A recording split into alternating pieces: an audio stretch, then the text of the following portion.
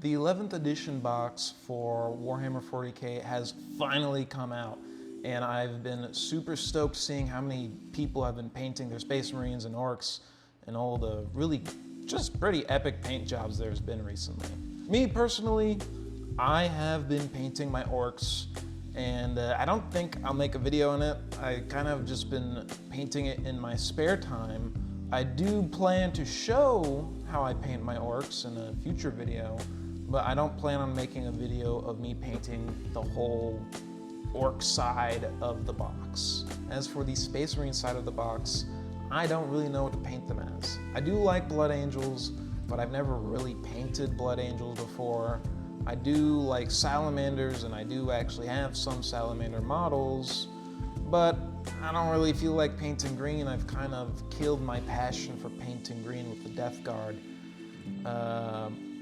But my local Warhammer gaming store gave us a pretty unique opportunity at a recent painting grot. On the launch day of the box, my local Warhammer store put up a painting grot, and it was to come up with your own unique Space Marine chapter. The only rules: you had to use the given Infernus Marine that was given to you, and you had to use the torso, base, and the legs. Everything else was free game.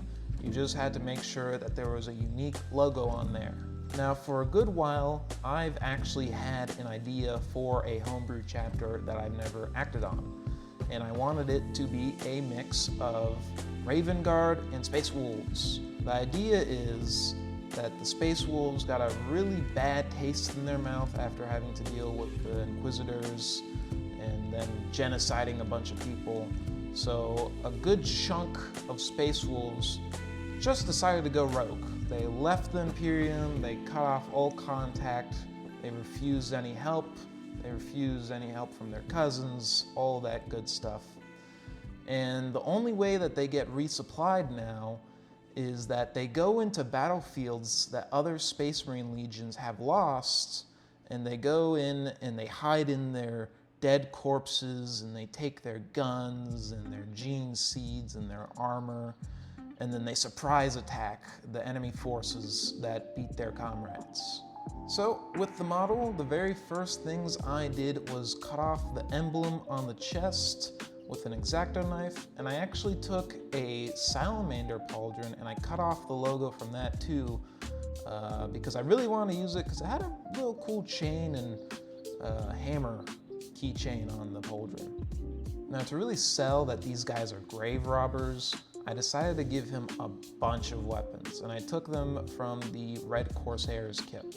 I also got this really sick cape that I thought looked really neat. Since I wanted this custom homebrew chapter to be kind of a mix of Raven Guard and Space Marines, I did give him a little Beaky Boy helmet, because they look sick and I've never gotten to paint one before. I just thought it would look cool. I then sanded down his chest in the Salamander pauldron.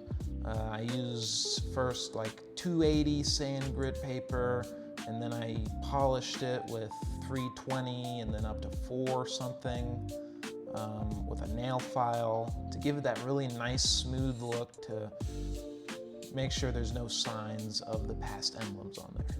Lastly, to show that this homebrew chapter had some Space Wolf heraldry in there, I took this wolf pelt from the Space Wolves Dreadnought and I glued it onto one pauldron, and I gotta say, this guy was looking pretty sick. Finally, it's time to move on to the painting.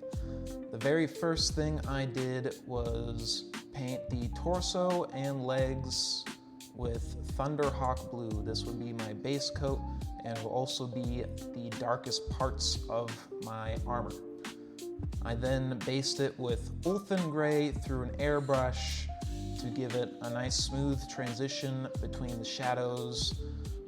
Just the deepest, darkest shadows I would leave Thunderhawk blue, and then I would lastly give it a Zenithal highlight with white ink. I then do a bunch of recess shading with that Thunderhawk blue to really pull in those nice old shadows. And the last thing I would do for the white armor is sponge a mix of brown and black for some chipping damage, And then anywhere where I cut big gashes with the X-Acto knife, I would fill in those spots with Thunderhawk Blue, really show the metal that's deep in the armor is now exposed.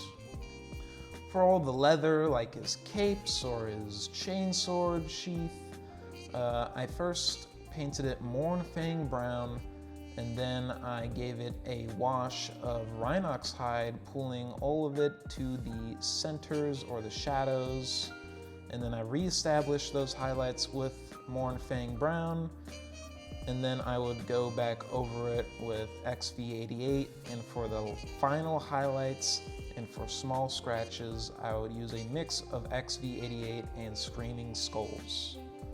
For the pelt on his shoulder, I kind of want to redeem myself for the god-awful pelt job I did on my Big E model a few months back. So I did take the actual time to blend 3 different colors of brown, going from dark to light. Then I gave them a wash, and then I gave them all their respective highlights for each different shade of the fur. For the black armor, I wanted to do something really easy and simple, because I may paint these models again in the future.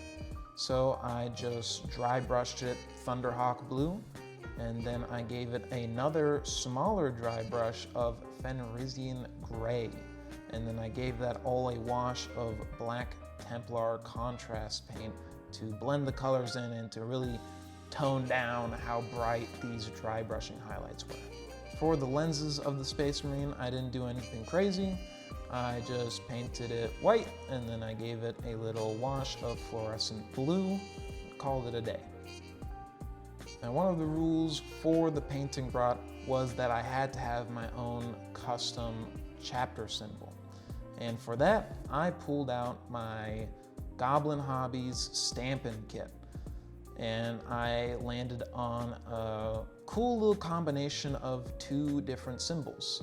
I took a skull, stamped it on his shoulder, painted it Screaming Skulls, and then I found a bloody handprint, stamped that on the forehead of the skull, and then I painted that red, and I think it looks pretty sick. It kind of reminds me of the Dark Brotherhood from Elder Scrolls.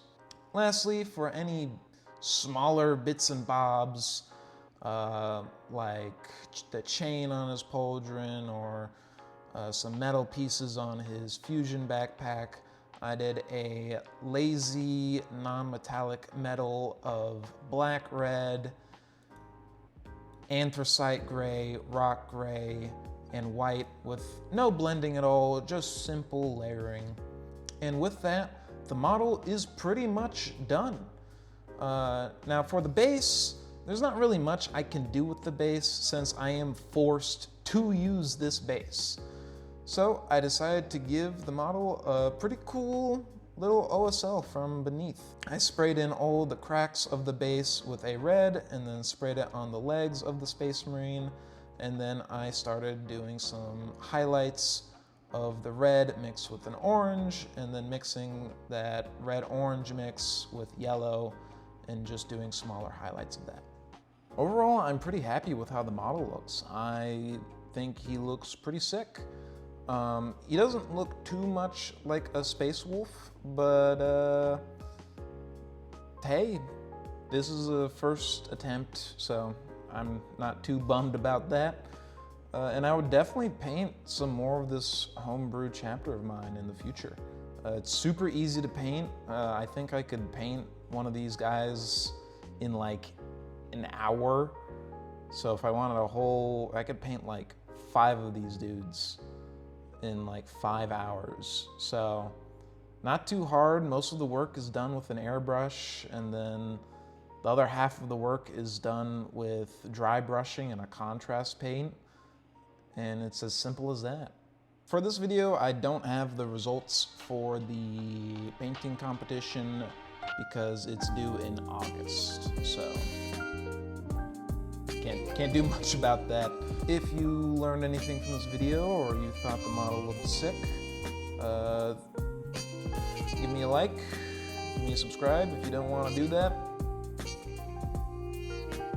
so be it. See you later.